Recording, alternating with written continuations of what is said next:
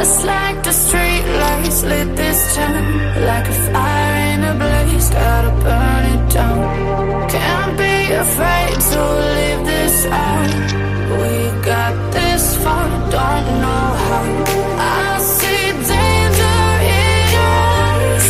They know we'll burn down the night. Coming just like the sunrise. You know that we gonna light it up tonight. We gonna light it up tonight. We gonna light it up just like the sunrise. We gonna light it up now.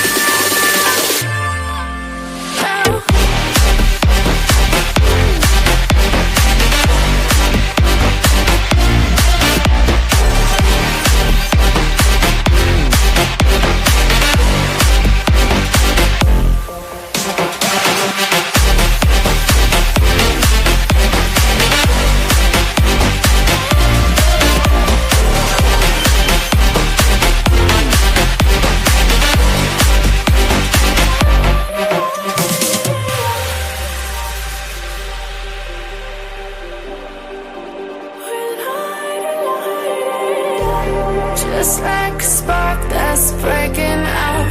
Can't make a stop, can't turn back now. We know that there's no room for doubt. No, we can't turn back now. I see danger in your eyes. They know we'll burn down the night. Coming just like the sunrise. You know that we gonna light it up tonight. We gonna light it up tonight. We gonna light it up just like the sunrise. We gonna light it up now.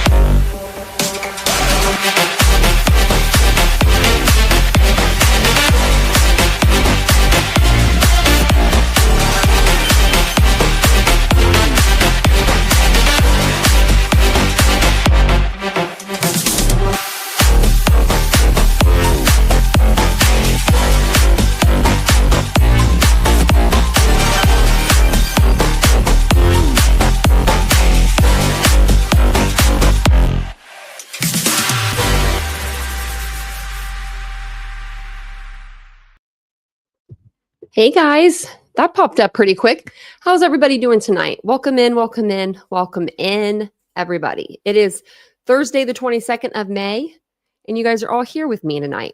Welcome in. It's good to see you guys. Hopefully it sounds good. Visuals are good.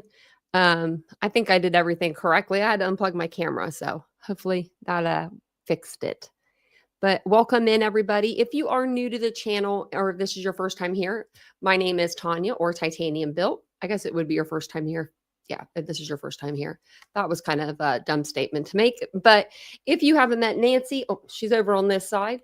Old Nancy's back there hanging out. Got the dogs. We've got the whole crew over here ready to do this live. So hopefully you're ready to sit back, relax, hang out, enjoy the live because I'm ready to deliver. So I'll welcome in some people. We'll let some people get in the chat and then we'll just start from there. We'll go from there. So, hey, Ladybug, how are you doing? Catherine's in here. Mia Moore. How are you doing tonight? Hey, Captain. Hey, Willows. Diddy is. Diddy the Diddly Diddler. Remember when we were doing the TikTok, we watched the TikTok videos of them? Oh my gosh. I was trying to find them right before the live. I was like, those were hilarious. We need to look at those again. Hey, baby girl. Welcome in. Hey, Ashley. It's good to see you guys. Hey, Dawn. It's good to see. Hey, Catherine. It's good to see you guys. Hey, Princess. Hey, True Crime Lullabies. Yeah. Well, so he's not aging well. That's the rumor has it. And I was looking through some of his pictures that they like released. I think they released him yesterday. It was of his house when they did the one of the search warrants, and one of the cabinets he has like 50 things of just for men or whatever it is, like hair dye. And I just like kind of giggled. It's probably the least of the worries in the cabinet, but I noticed that. I was like, must have dyed his hair a lot. Not aging well. Hey, Courtney. Yeah, I can't stop watching. So I'm like, why don't we just do a live? I'm like, because I'm gonna watch this anyway. I was gonna take tonight off, and then I was like, well, I want to watch this Nancy Grace because I've been trying to keep up with her. She's um she's really covering this case hardcore. Like if you don't have Merit TV, just go over to merit.com. Merit.com. I don't think it costs anything. And you can see all of her episodes, but she puts them out there first and then she puts them onto YouTube. So this will be a video that's not out yet. So you will not see this on her YouTube page. You may see a 4-minute clip of it, but you won't see the whole video until you come over here to see it tonight. So I wanted to show you the actual raid pictures because it was insanity. Actually, yeah, we'll do the pictures first, and then we'll go into today's. I'll go through today's updates. Kid Cudi was on took the stand today. He's a former hip hop and R&B rap singer person, but he hasn't put out an album in a long time. I think he said that he wasn't going to for a while. I love him. I love Kid Cudi. Okay. So this is the raid photos of Sean Diddy Combs' Miami home. And I mean, this beautiful, beautiful area. I think it's like the richest island or something to live on, like down there. Well, I'm sure it'll tell us. But it says, in the third week of Sean Diddy Combs' trial on sex crimes and racketeering, Homeland Security investigations, Special Agent Gerard Gannon discussed his team's March 2024 raid of Combs' Miami estate. And I think that's when we start covering. Right around that time is when we started covering this case, I feel like. Scroll through the photos the jury was shown, which depicted drugs, guns, sex toys, baby oil, and lubricant. The U.S. Attorney's Office for the South District of New York, these are the pictures that they showed. Pictures of his house.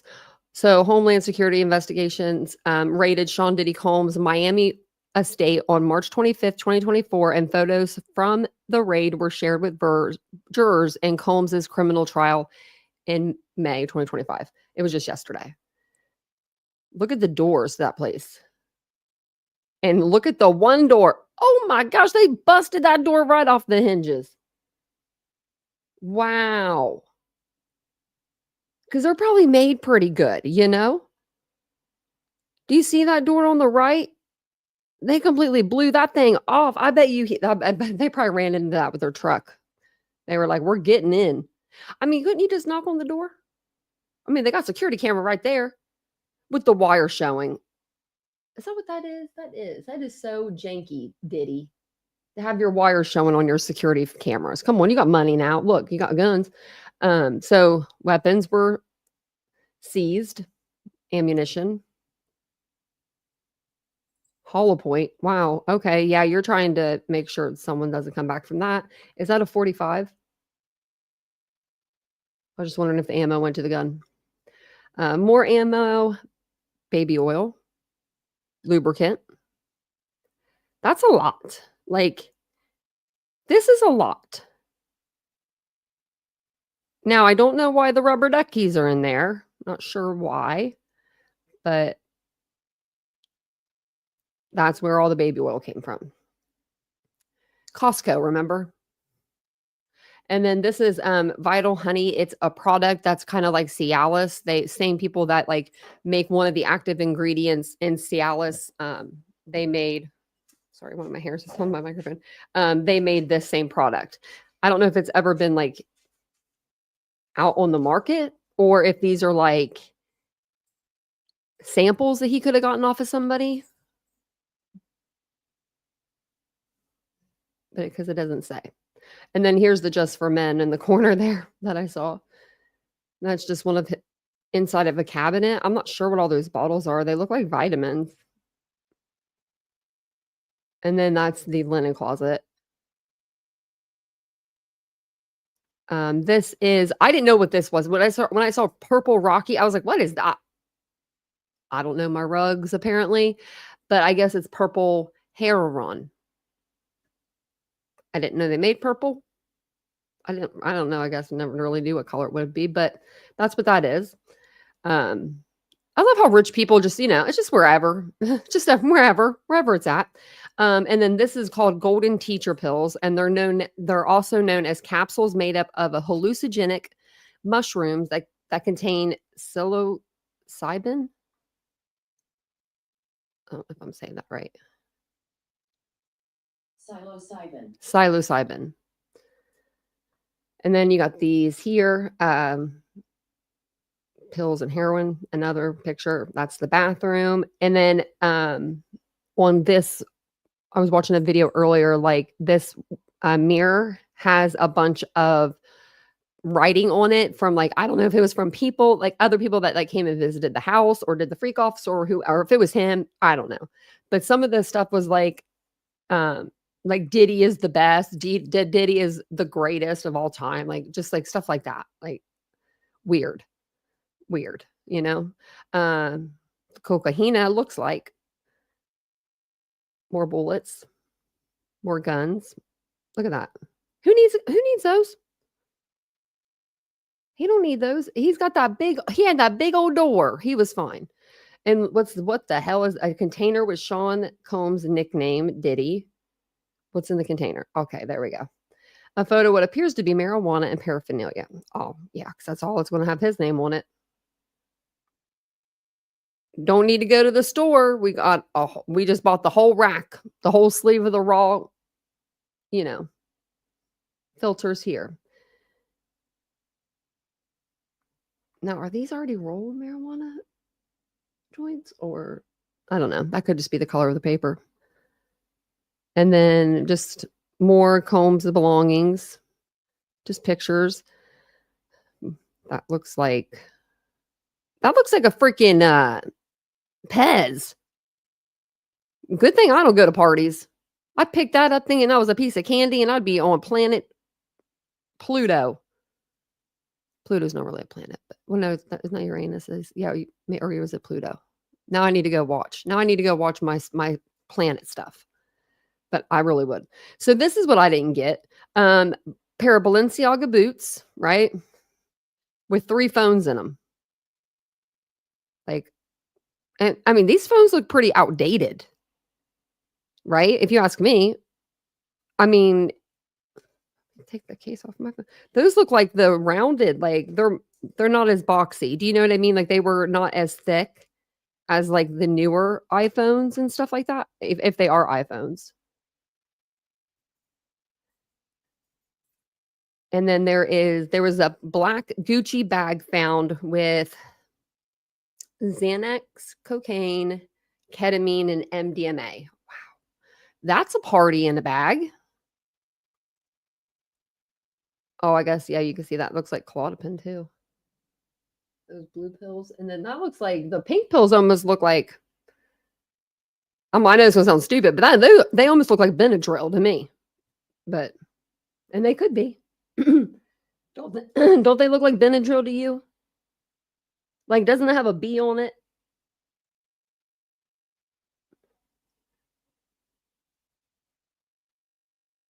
Okay, someone tell me if I'm going nuts or not.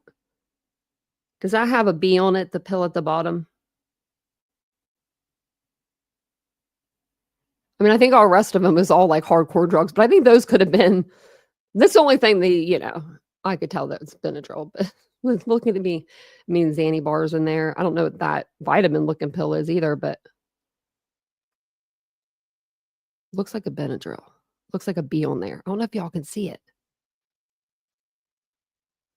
I don't know if I can.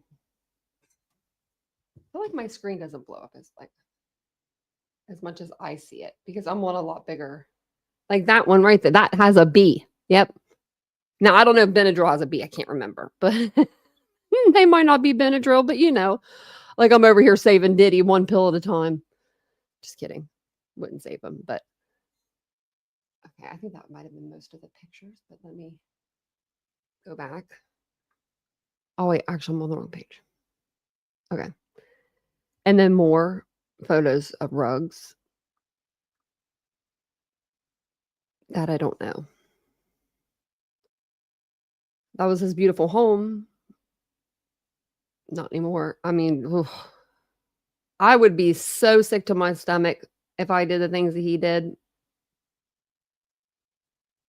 It says appears to be Combs's closet. Well, obviously there's a barber chair in there. I would say that's a closet. And then that's it. More of just his belongings. So there'll be more pictures out. I'll be here to show them to you. That's what I thought DM too. Oh, the pink pill looks like Tukey. It probably is. It's probably not Benadryl, but you know. But I do know people that will do like, I've heard of people like do like MDMA or something like an upper like that, and then they'll take like a downer, but they don't want to take like a Xanny. They'll take like a Benadryl to kind of like take them down a little couple of notches. But I don't know. Okay. So today in court, Kid Cudi walks in smoking his cig, making cigarettes cool again. I'm just kidding. I'm just kidding. Cigarettes are not cool. Don't take my word for that. You know. But I'm going to read from the bottom up because it goes 10 hours and then it goes like, 9 hours, 8 hours. So we're going to kind of read in reverse here. Let me put my iPad back over here. Oh, and if you guys don't mind, take a second, hit the like button for me. It really helps. So Kid Cudi admits he was in love with Cassie and she played both him and Diddy. Kid Cudi committed to Diddy Combs, Sean Diddy Combs' lawyer, that he was played by Cassie Ventura when she told him that her relationship with the fallen music mogul was over. She played you, Combs' lawyer Brian Steele asked Kid Cudi, whose real name is Scott Mescudi, and he said, yes. You had no clue that Ventura was still dating Combs, and he said, no clue. Kid Cudi and Ventura dated for less than a month, and the rapper said he was blindsided when he found out Combs and Ventura were actually together and Combs was livid about their fling. Ventura was living two different lives. Is that true? And Kid Cudi says yes. This was about a girl relationship, and both of you guys were played true. And he said true. Kid Cudi also admitted that when Steele asked him that he was in love with Ventura, I guess he said yeah, because that's what it just says. Okay. And then we're going to go up. So 9 hours ago, I'm going to grab my glasses too. And you know what I'll do? Put me like down here so you guys can read it a little better. And thank you guys for being here. Oh, Benadryl was clear. No, it's pink. It's like the only allergy medicine I can take. I'm allergic to allergy medicine. Found that out the hard way. I can do Benadryl, though. I can't do Zyrtec. Weird, huh? So 9 hours ago, it just says Kid Cudi and Cassie broke up after their safety for their safety because of drama. So Kid Cudi testified that him and Cassie stopped seeing each other for their safety and because of all the drama involving Sean Diddy Combs. The drama was just getting out of hand, and I kind of wanted to give it some space, testified Kid Cudi. The break-in and everything, I just felt things were getting out of hand for my safety, for her safety. I knew Sean Combs was violent. Wow. And he knew, okay, so yeah. He ends up bombing his car, allegedly. No one else had reason to bomb Kid Cudi's car, right? That's like sending a sign. That's like sending a little message to you. But rapper Kid Cudi said he believed Sean Diddy Combs was lying when he said he didn't know about the car bombing. Kid Cudi, whose real name is Scott Mescudi, has said when he and Combs had to come to Jesus talk following a break at Kid Cudi's house and a bombing of his Porsche, Combs pretended to not know about the car. Man. And he said, what are you going to do about my car? And he said, I don't know what you're talking about. And he said he thought that Combs was lying. I'm sure he was lying. It was like a Maserati or something, wasn't it? Like he blew up like an expensive ass car. So that's him walking into court. It's kind of weird seeing Kid Cudi. I haven't seen him in like years and years and years. Like he just hasn't really been out. Like I feel like in the public at all. And he just looks a little different. Not like bad. I mean, just looks different. Looks older, like we all do. So, This is pictures that they take in the courtroom because obviously they can't have cameras. But it said Diddy appears tense during Kid Cudi's testimony. Huh. Let's see. And it says Diddy's fan gets kicked out of the courtroom for holding up makeshift sign that prompts mogul to say thank you. People were wearing like the free puffs, like shirts outside. I heard that they were like getting paid to do that, like paid actors. Like, are we kidding? An apparent fan of Sean Diddy Combs was escorted. How did she get in there or he get in there with the sign? Okay, let's just see. Was escorted out of the courtroom during a break in testimony after he held up a makeshift sign for the fallen music mogul. The man scrawled something faintly on a piece of paper and held it up for the Bad Boy Records founder to see. Combs put on his glasses before saying, "I can't see." The man then came to the second row of the courtroom gallery with the writing, and Combs responded, "Thank you," as he tapped his chest once with his right fist. When a courtroom marshal realized what was going on, like, yeah, like, why? I was just thinking, like, he moves up 2 spaces and no one is saying, why is this guy getting up and moving around my courtroom?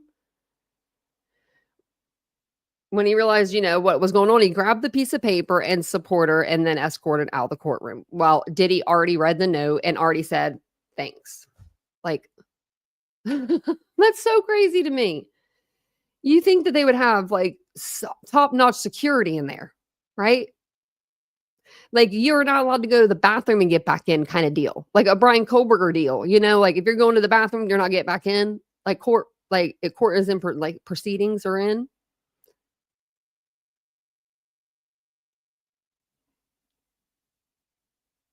Tinny, yeah, me too. I do for but anxiety is a good one, but I'd use them for allergies. But you can give them to your animals too. I think up to 20 milligrams, but double check on that.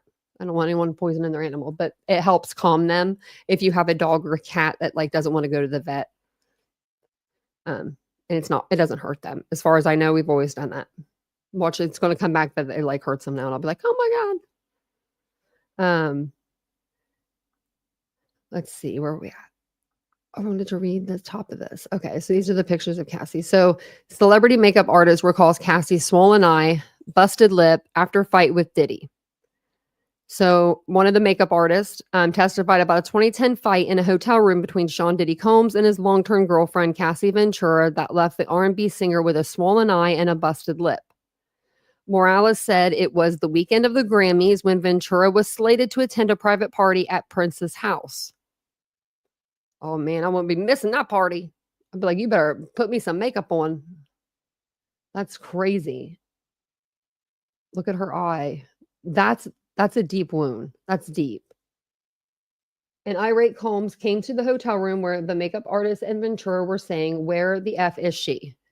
Then the couple went into the bedroom and Morales heard yelling and screaming. Afterwards, Combs stormed out and left, and Ventura emerged from the room with a swollen eye, busted lip, and knots on her head. Like, usually, he's out of control. Like, normally when men are out of control like that and they hit their women, they have DV, they normally don't like hit them when they know that those people got to be out in public, right? Like be in a public eye, like, or if they need to go to the normally for a regular DV, it'd be like, going to work or going to the grocery. She's going to an award ceremony. People are going to freaking notice if she walks in with a busted lip, and I don't even think you could cover that with makeup. Could you? That is insanity to me. I feel so bad for her. I'm so happy that Cassie is with the man she is now. She has the babies and she's pregnant and she's living looks like for a very fulfilled life. So then Sean Diddy Combs, makeup artist, that's the same one. She began testifying against her former boss following the lunch break. She said she's worked with A-listers, including Rihanna, Cassie, and Jennifer Lopez. Okay. We'll go up more. See what else happened up here. Diddy racked up $1,000 in charges for damage at ritzy Beverly Hills Hotel over excessive oil use.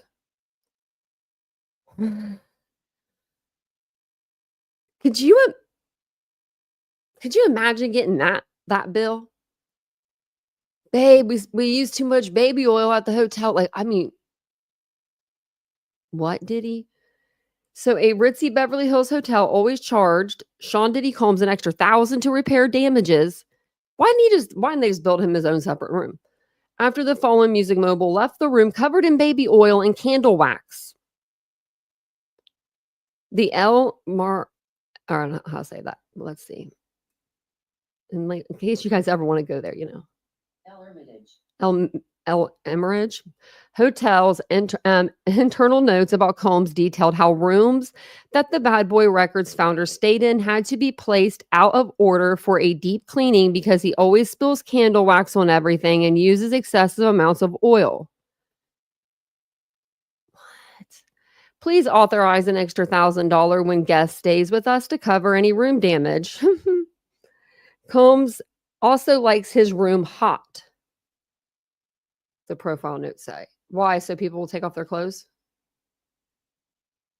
Once on January 10th, 2010, hotel staff found large deposits of candle wax on carpets in the living room area and on the nightstands in the bedroom area. Combs was charged $500 for the damage, the notes show. And staff noticed odors coming from Combs's rooms. Please monitor outside his room, down the hall to spray air freshener, the profile reads. So it was smelling up in there so much that you had to wear air freshener. What was it smelling like, ma'am? What were y'all smelling? Baby oil doesn't have a smell. It doesn't have like a strong smell anyway. What were y'all doing? It's getting hot in here. It is, isn't it, girl? My goodness gracious. So then the 7 hours ago, trial ends for the day on break until after Memorial Day. So they are not going to be there tomorrow and they won't be there, I believe, on Monday.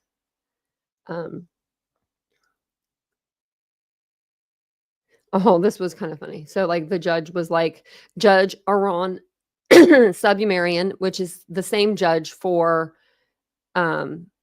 Brian Thompson's killer, or alleged killer, Luigi Mangione. That was good for me remembering the victim's name and putting it before the killers because, a lot of people don't do that. It says, reminded the jury. So at the end of the day, this is they sequester them, obviously. But it says, reminded the jury to do everything but talk about Sean Diddy Combs. Including watching the Knicks over the weekend. Watch the Knicks avenge their Game 1 loss, the judge told jurors, getting laughs from the courtroom before excusing the jury for a 4-day holiday weekend. So, Subumarian, of course, is referring to the Knicks gut-wrenching. Okay, yeah. It is typical of judges to instruct the jury to avoid any and all conversations and media coverage about the case when the court is adjourned for the day. Maybe they're not sequestered. When jurors left for the weekend, prosecutors announced that the next witness will be Capricorn Clark, an assistant who worked for both Combs and Kid Cudi. Capricorn Clark. Who the heck names their kid Capricorn? I don't know. That's a weird name. Is that a boy or a girl? Or I guess the name Capri would be cute. I take it back. I kind of like Capricorn now. But that's Susan. That's gonna be on there. So okay, let's go over to Nancy. Nancy, like I said, Nancy puts her videos on YouTube a day or two after she puts them on Merit. So this is from today. So this will be from the last bit of today's hearings. And let me actually do this. She looks mad, doesn't she? She looked pissed.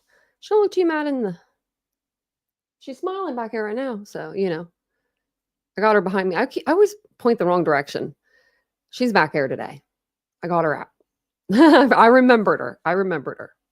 Okay, let me put her back up now. I like the yellow. Very bright. Breaking news tonight. Diddy's freak-off cleanup crew disgusts the jury. This as car bomb testimony with Kid Cudi on the stand. Good evening. I'm Nancy Grace. This is Crime Stories. I want to thank you for being with us.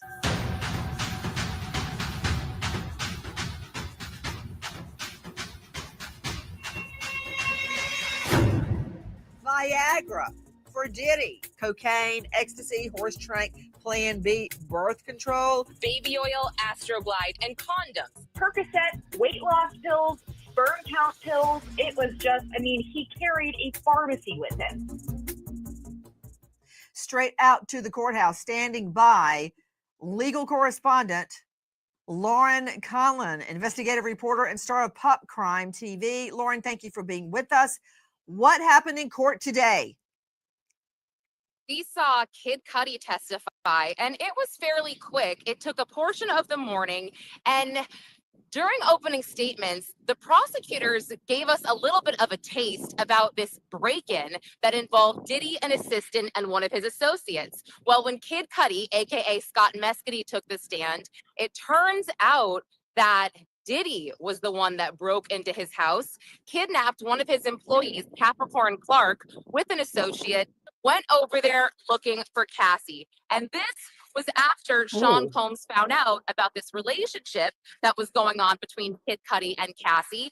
And look, Kid Cudi said he was a little confused. Cassie had told him that she and Sean Combs were broken up. They were on again, off again. So when he got this call from Cassie, where she was very, very upset and alarmed, this was in 2011, he went to pick her up. He took her to a hotel. And it turns out she gave Sean Combs Kid Cudi's address. This came out. That was a little confusing.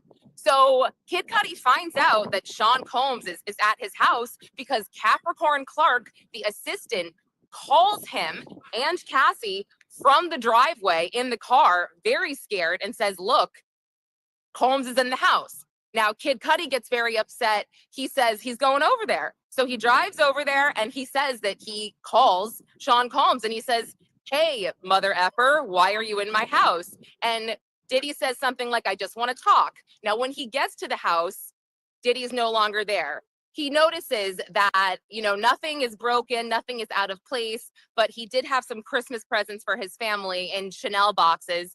Those were unwrapped on the kitchen table, and his dog was locked in a bathroom. He also noted that the surveillance cameras outside his house appeared to be pointed down. Now, after this, he leaves. He sees that he's getting text messages from Combs, and he thinks to himself, okay, I don't really know if I want to get involved here because who knows if he has weapons, whatever.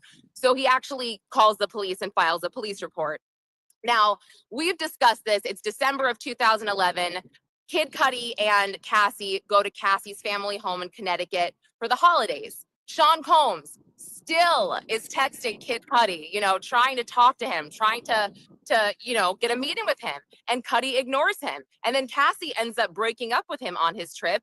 He returns back to LA, and a month later, it's January 2012. He is about 45 minutes away from his house, Kid Cudi, and his dog babysitter calls him and says, your car is on fire in the driveway. A Molotov cocktail has somehow been thrown in the car.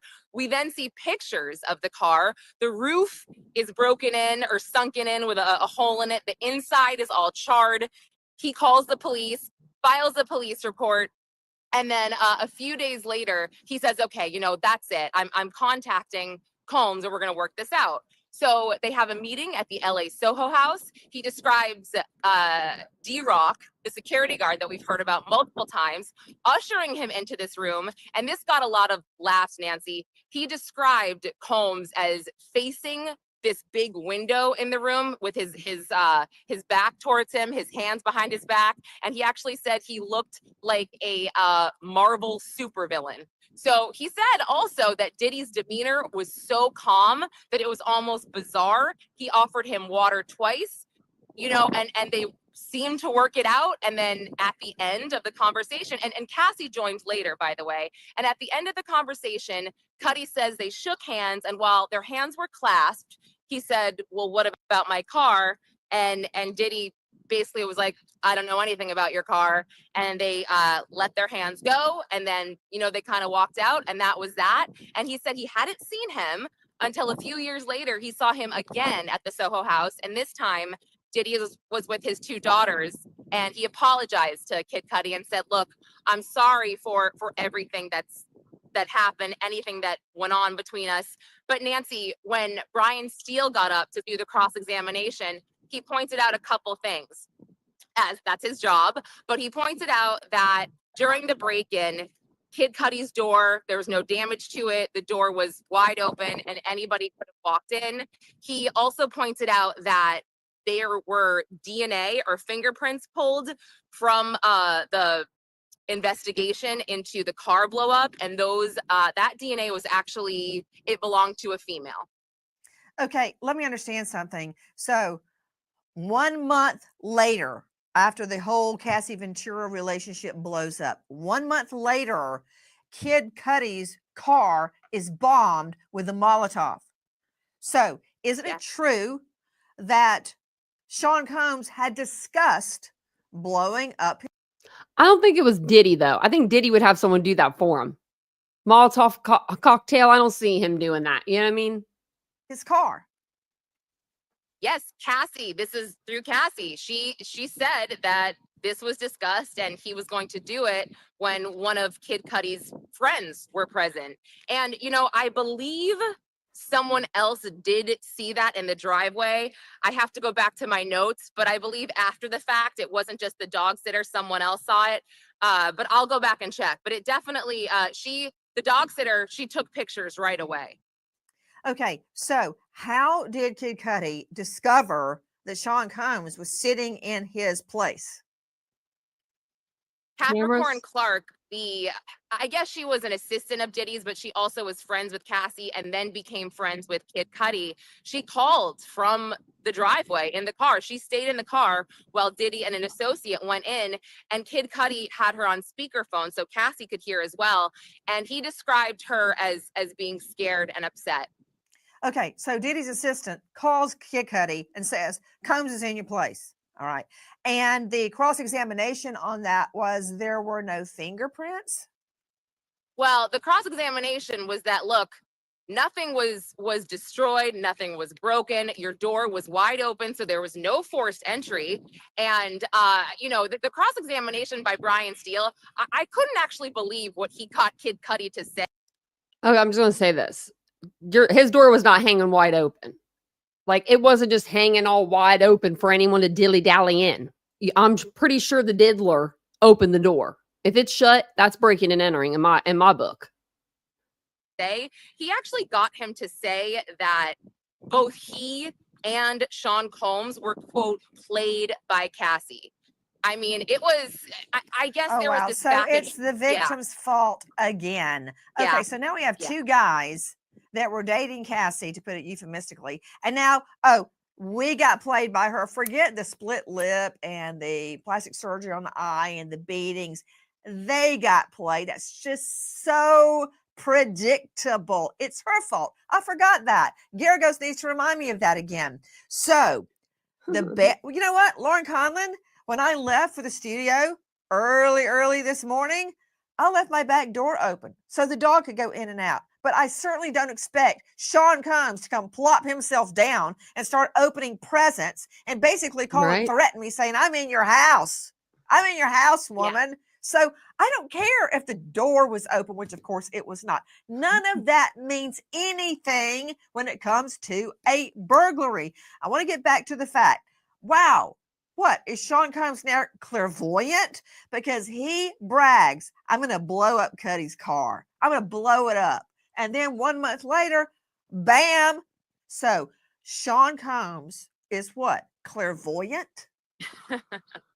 Listen, I know the job of defense attorneys, and I have to say, we all just, as laymen out there, we knew what was going on, most of us. We pay attention to pop culture. We kind of knew about this, but I felt like what Brian Steele was able to get out of Kid Cudi in terms of, you know, not having the exact proof that Diddy did this, you know, we had everything else. We had everything within the circumstance that he did this. And Brian Steele, again, he did his job. He got Kid Cudi to say that he was in love with Cassie, and he got him to say that he did feel almost quote unquote played, which yes, was victim blaming, absolutely. But the fact that he got him to say that, I felt like it elicited a few little mini gasps in the courtroom. Okay, wait. So I'm confused here. I I'm hear not. what you're saying, but I don't see I'm the not probative. confused. I'm not confused. They're trying to make her look like she played them and that she had a bigger hand in this than what she did, I believe. Value of getting Kid Cudi to say he loved Cassie. Okay, I don't think that was very hard to do. He obviously loved Cassie. So I don't see that as a win-win situation. In fact, that's why Combs wanted to blow up his car, because he loved Cassie. Kid Cudi loved Cassie, and Cassie had feelings to Kid Cudi. I think that helps the state.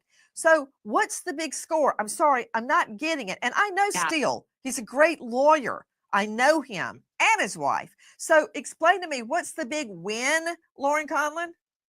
Well, I would say if I had to pick a defense win there, it would be one, for him to agree multiple times that he felt like Cassie kind of pulled the wool over his eyes because she wasn't totally honest with him about her relationship with Combs. That would be one. The second, do you think maybe it's because she didn't want another, no real nice way to say this, ass whipping?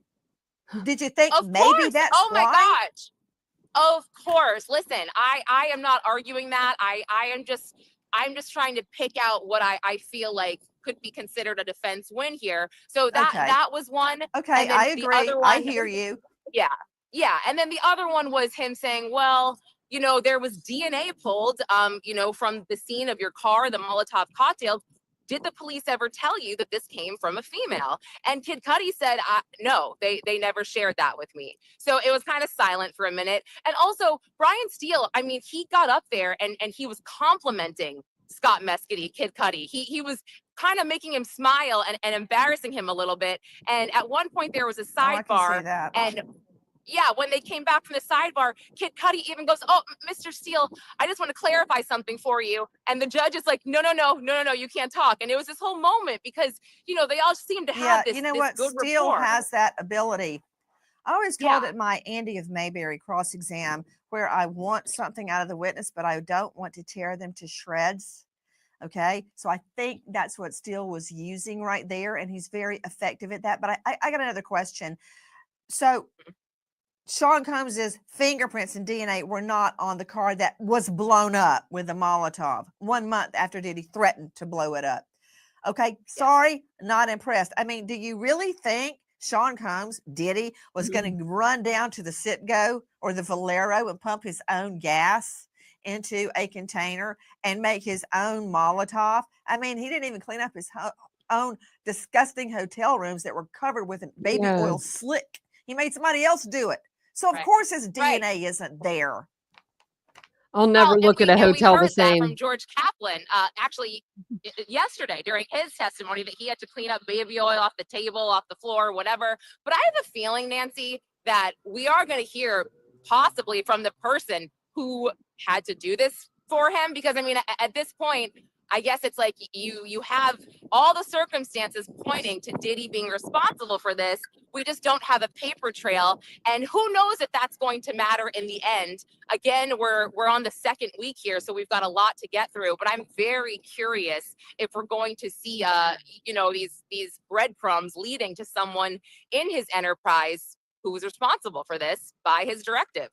Lauren Conlon, also, when you don't know a horse, look at his track record. If you don't know what happened in this case, look what happened leading up to it. Sean Combs makes his cleanup crew clean up his disgusting freak off and pay the damages for the hotel. He makes his underlings bodyguard chase down Cassie Ventura and physically drag. Oh, there you go. You need some deep cleaning now, man. Made his bodyguard go chase down Cassie and drag her physically back to him. He made his assistant go and try to make him give a false police report when Sean Combs attacked his own female chef. I mean, it's always making some other person do your dirty work.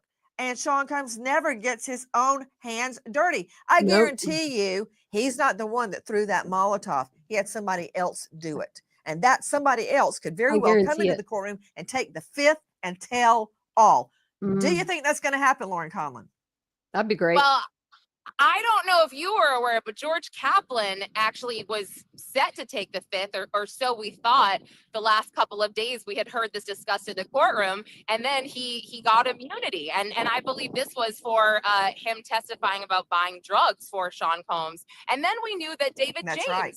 also got a proffer and got immunity. So I am not surprised here. I feel like there definitely will be more. However, I do want to point this out, and I know you're not going to like this, Nancy, but both of the assistants, David James and George Kaplan, they showed Diddy respect. They gave him a head nod. I mean, George Kaplan this morning, before he got off the stand, he actually talked about how, Diddy instilled certain work ethics in him that he still uses today. So I was a little confused about You some of think the, I care? You think I No, care I who said you nodded would be at happy. Diddy? They're probably afraid their car is going to get bombed as soon as they drive away from the courthouse. That means nothing to me. All that matters to me is a true verdict. And has the state proven the offenses in the indictment? There can be all the head nodding you want, Lauren Conlon. Don't care.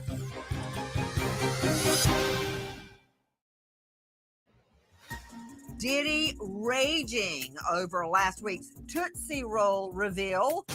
His what? He's a complete control freak. And in a sick, perverse way, I think he's secretly enjoying that we're all talking about today.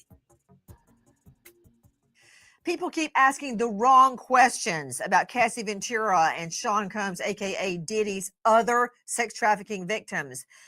Everybody says, why did she stay? Instead of why did he beat her? Why did he continue to make her participate in freak-offs over her objections?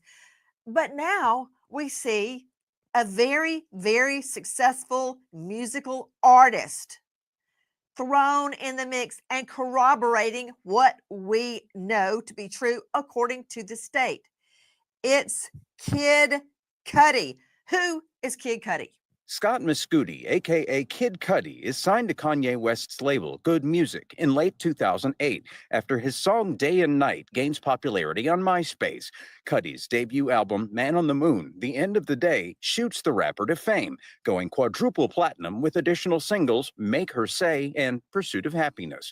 Cudi also dabbles in film and television, guest starring in several projects, performing music in others, and starring in a few feature films, Need for Speed and Bill and Ted Face the Music.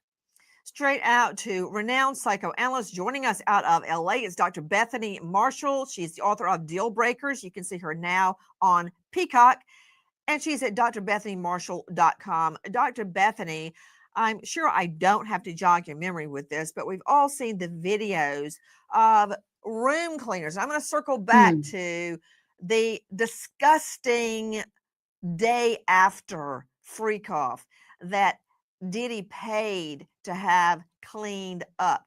My point is, he always has somebody else do his dirty work. So I just heard Lauren Conlon, still there, standing by at the courthouse, say, wow, Brian Steele, who's a very good lawyer, I think, really got a lot out of Kid Cudi on cross. That there was no fingerprint left behind by Sean Combs or Sean Combs' DNA. Really? It's just like Sean Combs going to go fill up at Valero and trot over there and make a Molotov and a Coke bottle and throw it himself. Yeah, that's not going to happen. He has his minions do everything. And I've got example after example after example. So if he could make a grown man throw a Molotov, right? Make a grown man go buy drugs for him, make a grown man clean up his baby oil and semen. You don't think he can make Cassie Ventura perform sex acts with a male sex worker on video? Really? Mm-hmm. Of course, Nancy. And all that trashed furniture, broken furniture, baby oil slick, as you called it, all over the place. He did that to people too. Okay. He trashed them as well. the executive assistant got What's on the the green stand kind of baby oil? and when the attorney cross-examined and said, well, why didn't you just get the hotel staff to clean up the room? He said because he was trying to protect Diddy's image. He knew that Diddy was menacing, threatening, intimidating, and that if he did not protect his boss, he would be in trouble too. That's why all of these guys are nodding at P. Diddy on the stand. They are terrified of him. So of course, Cassie Ventura is going to have sex with somebody at Sean Diddy's direction. She You is know what, under Dr. his Bethany, complete you just control. said something that actually turned my stomach. And it's this. I put so many rape victims, sex trafficking victims, ag assault victims on the stand. And when they come into the courtroom, most of them don't even want to look at the perpetrator. They don't even want to look at them again. And the few that summon up the courage to look at the man that raped them, that sodomized them, they look almost meek and mild. I've seen them kind of acknowledge, not necessarily nod, but acknowledge the rapist. Like they meet eyes and they really don't know how to act. So I am not impressed at all by anyone that comes in the courtroom and nods at Diddy. That means nothing to me. And to Tom Smith joining me, former NYPD detective, 30 years, narcotics, robbery, gang. And that's what I'm interested in right now, Tom Smith. And he is the star of the goldshieldshow.com. Tom, thank you for being with us. Right before I left the DA's office to go to Court TV, a case I was working on was going to be a death penalty case where two little infants, babies still in their layettes, right? Newborns, as I recall, they were baby girls, were with their mom in a 2-story apartment. And it was a gang war. And the women in one gang had gotten into an argument with the women in the other gang, whatever, over some clothes. So the gang members show up, they make a Molotov, and as they throw it into the upstairs window where the two infants, newborns, are laying, they say, quote, "Let's fry them babies." Fry them, as in hot oil, fry them.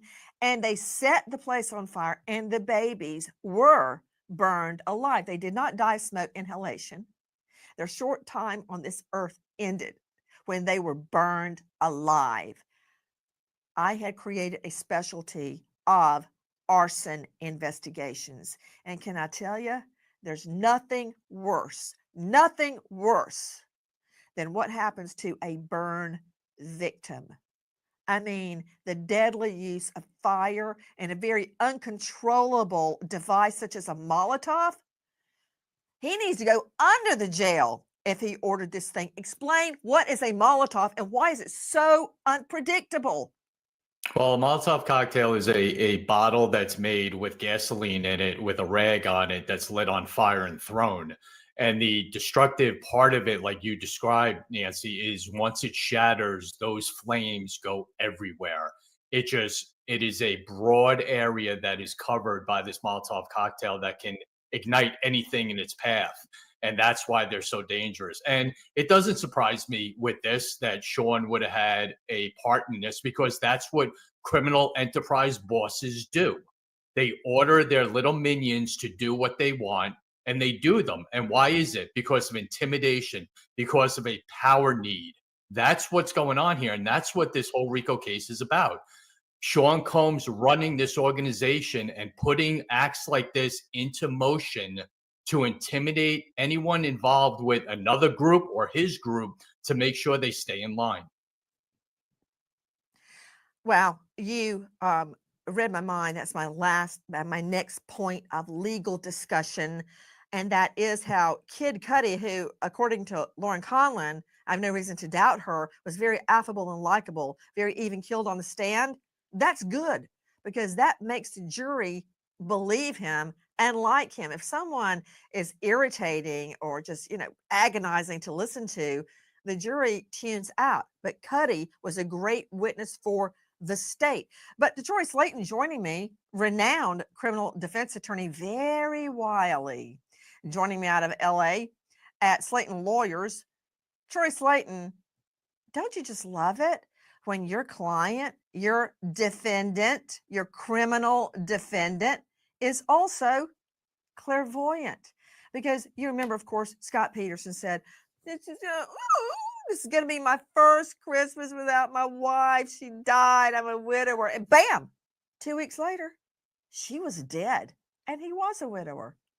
And then let's see, O.J. Simpson, Orenthal James Simpson, that's a great example. He had a dream where he murdered Nicole Brown, a clairvoyant dream. And here it is again. Sean Combs says 30 days really, baby before, girl? I'm going to blow up Cudi's car, his I was Porsche. right. It's gone. And believe it or not, just a few short days later, Kid Cudi's car blows up by Molotov. Well, Nancy, prosecutors didn't charge him with using a Molotov cocktail, using a destructive device. And the statute of limitations on that would have run out in like 2015 because this allegedly happened in 2010, 2011. All the statutes of limitation would have run out. Put him up. In the 5-count indictment, prosecutors state, quote, Combs, quote, relied on employees, resources, influence of a multifaceted business empire he controlled, and attempted to engage in, among so many others, sex trafficking, forced labor, kidnapping, arson. Put him up. So arson. Those are the yes, it is part of the indictment. So Jurassic erase. You want to start over? You want a little do-over? Because he is charged with that. They're alleging that, and prosecutors way overcharged this case. And that's why his lawyers are confident that the government is going to lose in this case. Because for racketeering, RICO, which normally is charged against mob bosses, big criminal mobster organizations. Or if your name's Granny's watching. Just saying. They have to prove that all of these things were part of advancing the Diddy organization. So to make TV shows, he had to have arson. Not right. In order to produce records, he had to blow up a car or have freak-offs. I think what the problem here is, oh my gosh, news alert. He's not charged with producing records. That's not what he's charged with. Drug-fueled party. Said Nancy? He's not charged with that. The sky is falling. Actually, he is charged. I'm looking right at it. But I do respect something you just did. When you got busted, you immediately came up with a brand new argument. That takes a lot of skill. She gives him a lot of crap. So I'm surprised she gave him that compliment. Size, having the biggest Tootsie Roll. The size of a Tootsie Roll. How about that? Tootsie Roll. Itty bitty ditty. Itty bitty ditty, the Tootsie Roll. Sean Combs' Tootsie Roll. We are live at the courthouse bringing you the latest in the United States. I'm never going to be able to eat one ever again. Not even the fruity kind. Those are the best ones. Versus Sean Combs in a multi-count federal indictment. Joining me, an all-star panel. We are hearing the state laying a foundation. This is why Kid Cudi's testimony is so important. He's not just a pretty face. He's not just a talented musical artist, but he is laying a keystone for the state's sex trafficking and RICO criminal enterprise case. Now, we heard Cudi on the stand talking about the Molotov, right? Blowing up his car. There were other assistants that did Sean Combs' bidding. But what can you tell me about Sean Combs continuing to call Kid Cudi long after he and Ventura had broken up? Straight out to Lynn Shaw joining me, founder, director of Lynn's Warriors, a nonprofit dedicated to ending sex attacks and sex trafficking. Lynn, can you really visualize Sean Combs doing his own dirty work? You think he was over at the Quick Stop getting the gas and making the Molotov and throwing it? H-E-L-L-N-O. Are you surprised? I mean, does a high-powered pimp do all the beatings of the women? Does he go buy the drugs to keep them high? No, he has minions do that. Well, Nancy, I'm here in New York City, and for years they've been known as Dirty Diddy disciples. I'm not kidding when I use Dirty Diddy. That's what on the street, that's what women would report back to me. Men as well, and I also want to point out, I hope we hear about it over the course of this whole trial. There were lots of women involved that helped him as well. These guys never get their hands dirty. They're Never. in control. I am hoping our focus at the Warriors is always victims, survivors. I hope, Nancy, I'm so afraid. I want these sex trafficking charges to stick. I hope they're laying out for this RICO case, for this engaging in prostitution across state law. I hope, because we have so many victims right now looking at this, reporting back to me what's going on. They can't watch it. They're getting sick. You're right. You mentioned something earlier, Lynn Shaw, Look how about young she all of the was. minions that did Sean Combs' Look bidding. how young she and looked. when we first started investigating this case and covering it, something Look at earlier, that. Lynn Like, look at how young.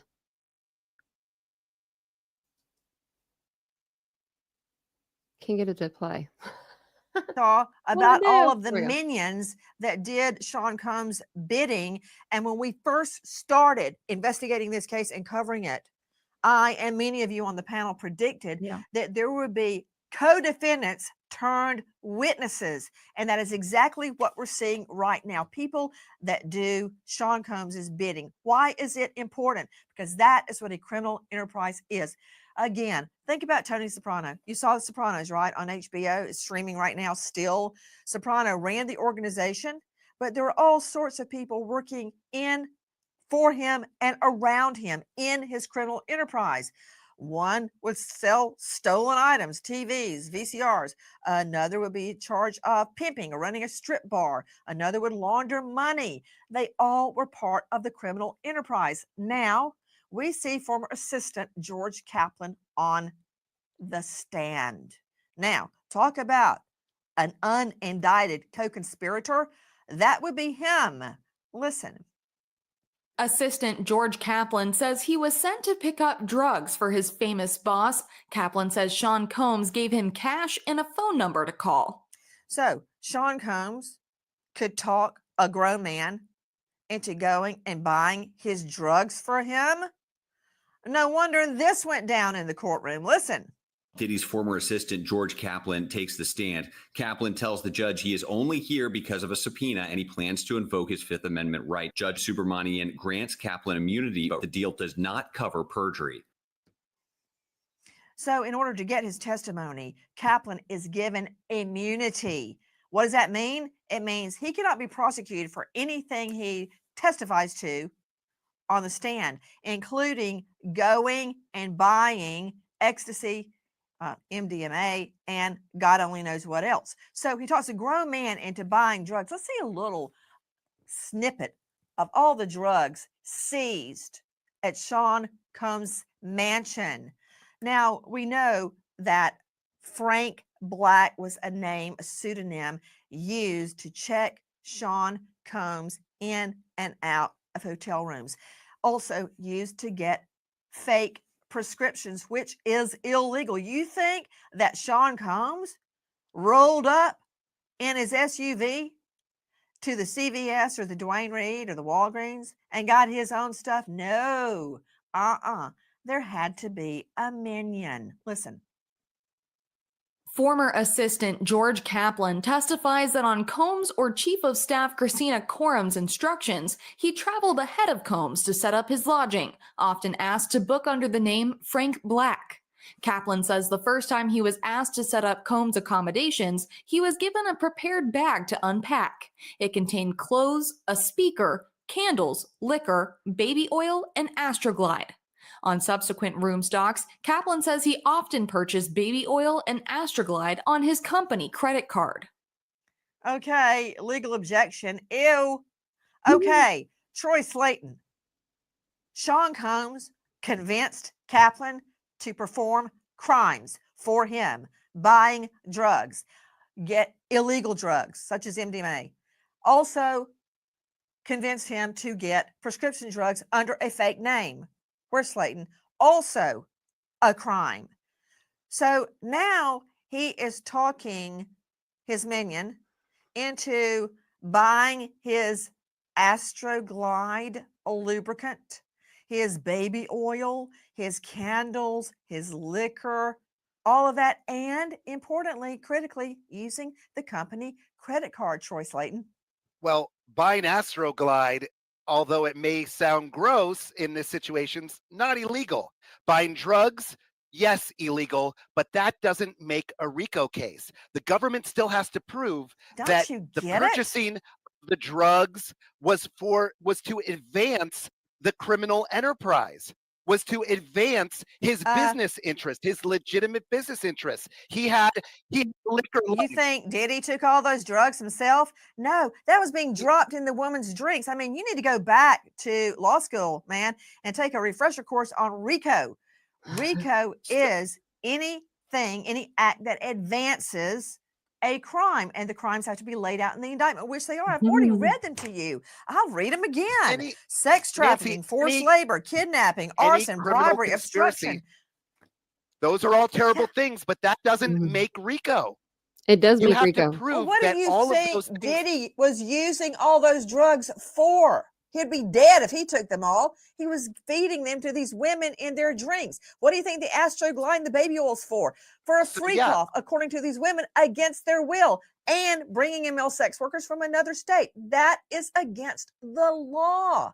RICO. Different. That would be that's sex trafficking. So we're mixing up two different things there, Nancy. You know that those are separate Also in the crimes indictment. here.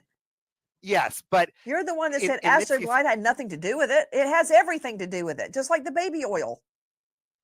just because somebody is having a rock star is having a drug-fueled party doesn't mean that they're guilty of RICO, of racketeering. That's what's used for mobsters that are trying to trying to sell drugs and use those things to make money. Cassie says Combs wanted her glistening at all times and had her reapply heated baby oil as often as every 5 minutes, and during one performance even made her get into a kiddie pool of baby oil. Afterwards, staff members were charged with cleaning up, but with baby oil and bodily fluids all over the How do you hold on to somebody? Like, I mean, think about it for a minute. If you're covered in baby oil, I don't know how that works. I don't even want to know. I don't really want to know, but my brain is going there, and I'm just seeing people slippery and sliding. I'm just don't see how that would really work. floors, walls, and door handles, Combs was frequently charged for damages to hotel rooms. Negotiations handled by Combs' assistants. Very slippery. Again, legal objection. Ew. All right. To Dr. Bethany Marshall, let's see that video of literally a Dixie dumpster going down the hallway of the hotel. Yes, we're going to need a lot of Clorox to clean this room. Dr. Bethany, how do you convince grown men and women to do your illegal bidding? And Give them clean up money? your bodily fluids, your sperm, Nancy, your baby oil, your Astroglide, and they do it. your dildos, all of it. Nancy, probably what he did is he started out being super charming with them, pretending to be their friend, buying them gifts, pretending to advance their interests in some way. And once he gained their trust, he would send them out on some criminal act. Once they committed the criminal act, now they Bam, were you're stuck in. and could not get away. Isn't it true, Sydney Sumner, that sworn testimony is that Sean Combs tried to bribe a security guy? That's correct, Nancy. He tried to hand this security guard a stack of money as big as his hand to leave them alone and to just drop the whole situation and not get Cassie Ventura out of that Intercontinental hotel room. So Tom Smith, I guess, there he is, did not take the bribe. Good Tom for Smith, him. former NYPD star of Gold Shield's podcast. Tom Smith, I guess it's just a Diddy world, and we all living in it because all these people are so afraid or have their careers at stake, they go along with it. It will be a cold day in HELL that I would go clean up somebody else's bodily fluids unless my children threw up. It's not going to happen. But all these people just went along to get along. Yeah. Yep, and it's influence, and it's his power that controlled them. What can he do for them in the future? How can he propel their jobs, their careers, anything like that? That all is involved in this power trip that he was on. And like Nancy, once you get away with it a little bit, you keep pushing the envelope to the next level, to the next level, and that's where you get into this crime boss that he is, of controlling people with intimidation, with acts of violence, and so forth. And it's just all part of Sean Diddy Combs' persona and his personality of being this boss. That's right. It's Diddy's world, and we're all just living in it. Not. Right now, Sean Combs in a federal courthouse being charged and being tried for a multi-count federal indictment. And what RICO means, which is the major prize for the state, is that Sean Combs headed up a criminal enterprise involving many, many crimes, including arson, blowing up Kid Cudi's car. That is why Cudi is so important to this case. And Sydney Sumner, in a nutshell, I'm wondering if we're going to see henchperson Christina Coram. She is accused, she denies it all, of recruiting women for freak offs, standing witness to a gang rape, trying to place an IUD in a victim. What I'm saying is, she denies it all, but just like these other assistants, so many people were doing his bidding because they were afraid. Well, and we've heard from other employees, anonymous sources who have not been on the stand, that many of them believed Christina Coram was in love with Sean Combs and did a lot of the things she did because of that. Other employees say Christina Coram threw them under the bus, made things that may have not been their fault look like their fault, so that she looked like the most capable person on his staff that he could always trust and always come to. George Kaplan even testified that he told Christina Coram about the physical abuse he saw between Combs and Cassie as his reason for quitting. And Coram was sad and disappointed that that was something that he witnessed, but she understood why he left, and that was the end of it. There was no conversation about, well, what did you see? Should we talk to the police? Should we do? No, her loyalty was to Combs. And she hoped that George Kaplan would have discretion about what he saw. You hear that, Troy Slayton? It's the death knell. It's the death knell. Kid Cudi's testimony and the testimony of all these other assistants, the nail in the coffin, the death knell for Diddy. It might be, Nancy, but the government is still going to have to weave together all these disparate dots and tie it together to show that this was an overarching grand conspiracy to further a criminal enterprise. And I think we're going to hear a lot from Diddy's attorneys when it comes time for his defense to put on their presentation. Well, you're right, Slayton. I don't know what they've got up their sleeves, but you're absolutely right. The state better be ready. We remember an American hero, Deputy Sheriff Hunter Reedy, just 27, shot and killed in the line of duty, leaving behind beautiful young wife Bettina and their children, Brantley, Caden, and Katie. American hero, Deputy Sheriff Hunter Reedy. Thank you to our guests, but especially to you for being with us. Good golly. Where am I at? Oh my God, I couldn't get back to our screen. It's a slippery case. I mean, really, that would be very slippery.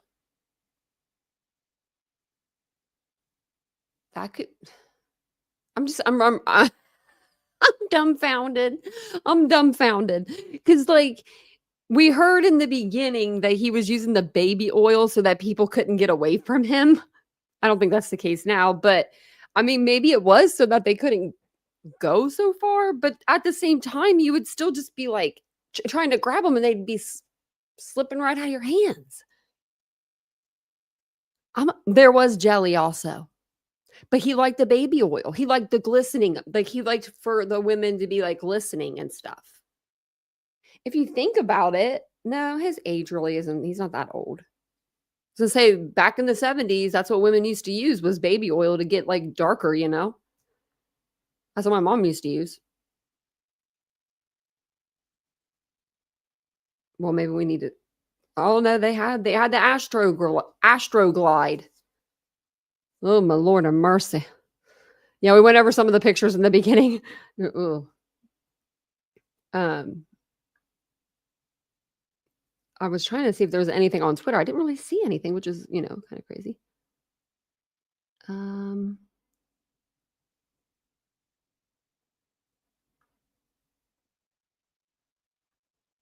Just nothing really. A lot of Sebastian stuff still on my timeline. Really not Sebastian, just the people fighting. It's just crazy to me. See, I thought that they would have had Lil' Kim come out and talk a long time ago because she was the only female in their rap group, their actual, like the rap group, like Bad Boy Entertainment. I think she was the only female. She rapped it in a song once anyway. Now, I would have loved to have seen the trial, like watch the trial. That would have been nice, but I'll take this, This is a case where you kind of have to laugh here and there because, I mean, the dude, the diddler, we should have known. Why didn't we? I mean, the white parties and everything, look back now. I remember, okay, for my 40th birthday, I still wanted to do this up until a couple years ago, like a couple months ago, I mean. I always said for my 40th birthday, I wanted to do like a white black party where everyone wears white or black. Not anymore. I don't want it. I don't want that party anymore. Diddy you ruined it for me. I probably got the idea off of Diddy and his white parties, but now I don't want to do it. But he ruined it for me. Hey, Jesse's girl. Jello pudding pop party. Man. Can you imagine if he had all the receipts for that baby oil and he's like, this is where I was getting it for. And I was just buying it in bulk because I don't even know where you'd even get that in bulk. Other than if you go to Walmart and you just buy the whole box that's sitting out on the rack, Yeah, there's going to be so much that comes out in this case. We're only on like what end of week 3. And Nancy's been covering this case like it's going out of style. Now, every time I go, I don't know why every time I go to Twitter, it's like stuff I don't need to see. I want to see stuff about Diddy. I don't want to see stuff about creators. You missed a chaos for connection, huh? Oh, that's a kind of a scary picture. It was just like Karen Reed. I think they like did something to it. I don't see anything on here. They're not going to be back in court until. Hey, wait! What happened to the little thing where you can like search?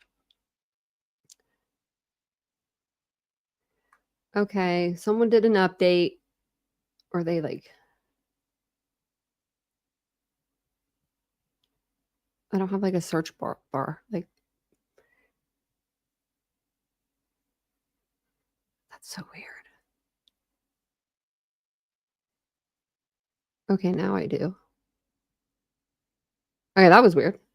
Oh, I wanted to tell you guys this because it really fired me up. It really set a fire in my ass. So now that I got y'all here, I don't have that many people in chat, but you guys will hear it and you can spread the word. Spread it and say, Tanya said it.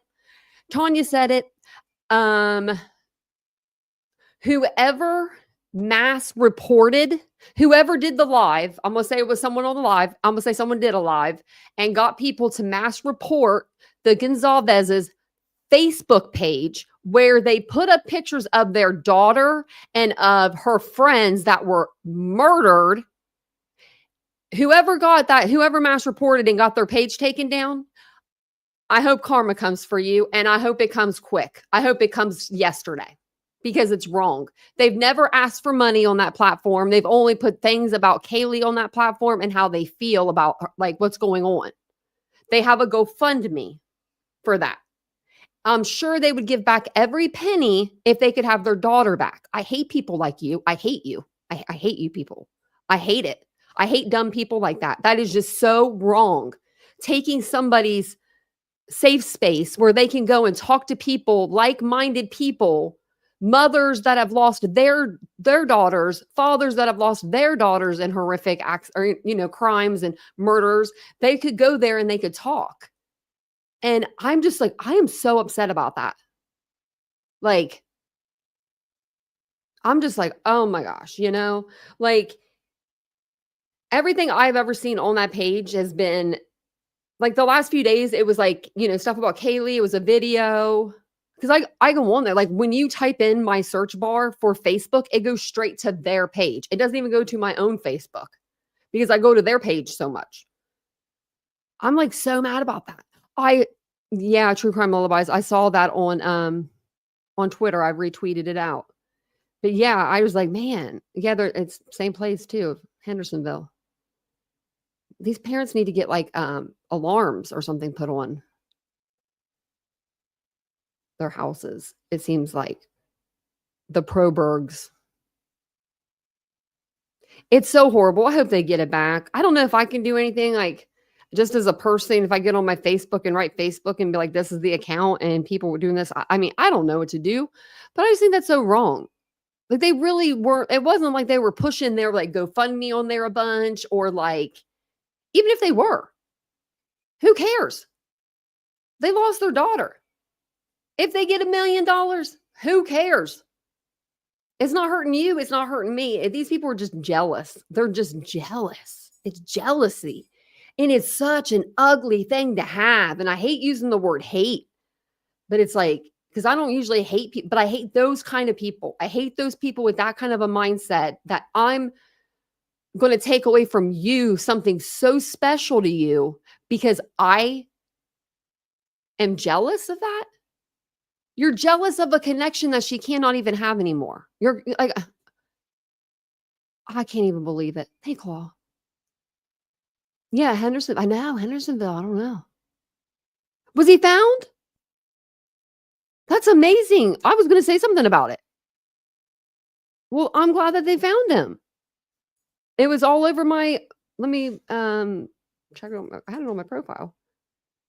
Yeah, Luke Becker, 17. Well, good. They found him quick. Oh, wait, no, it's May 22nd. That was yesterday. Oh. So he was out for like a whole night.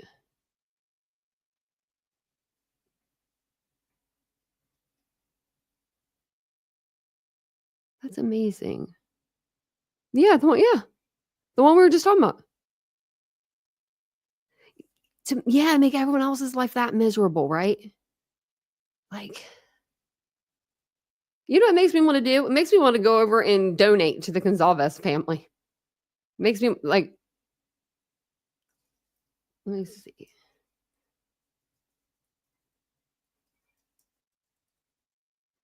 Look at this. I'm going to share there.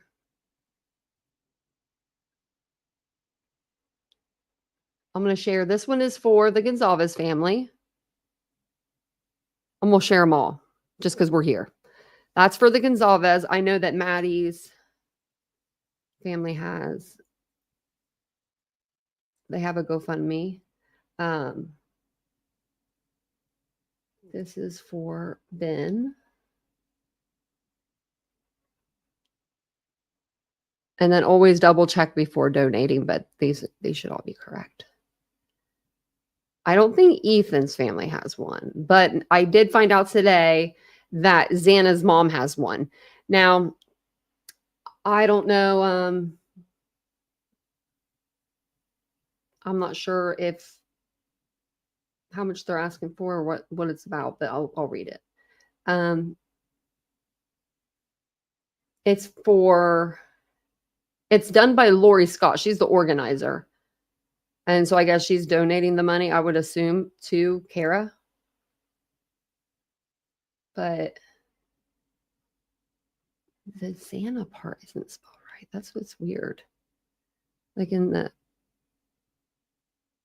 actual description. See where it says like Xana? It says 2 N's. I don't know. That's weird. But I did see that today. It was on like where did I see it? It's on a GoFundMe, but I saw it somewhere else. Look at this picture of Xana and Ethan. This is a really, really, really cute picture, I thought. Where did it go? Oh, it like went up in the corner. Okay, I don't know why it did like that, but that's okay. I'll show it to you anyway. You can see it like up in the corner, but I think she looks so pretty there. Such a pretty girl. But don't forget, Sunday is Maddie May Day.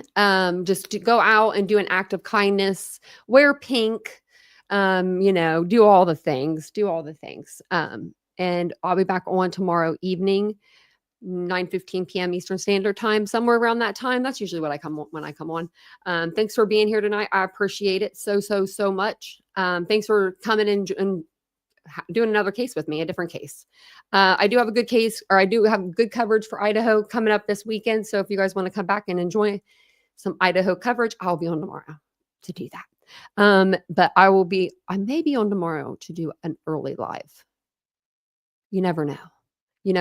I think Xana was gorgeous. I think she was so pretty, and it's something about her eyes. It's always been about her eyes with me. I think her eyes are very genuine. She has like you could tell she was had a genuine soul. Not saying that the other girls in Ethan didn't.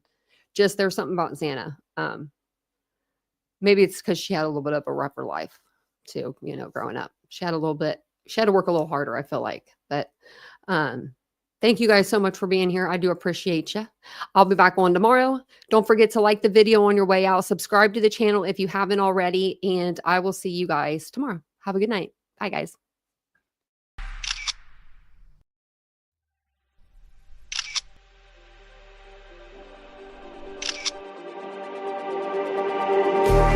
Just like the street lights lit this town, like a fire in a blaze, gotta burn it down. Can't be afraid to leave this out.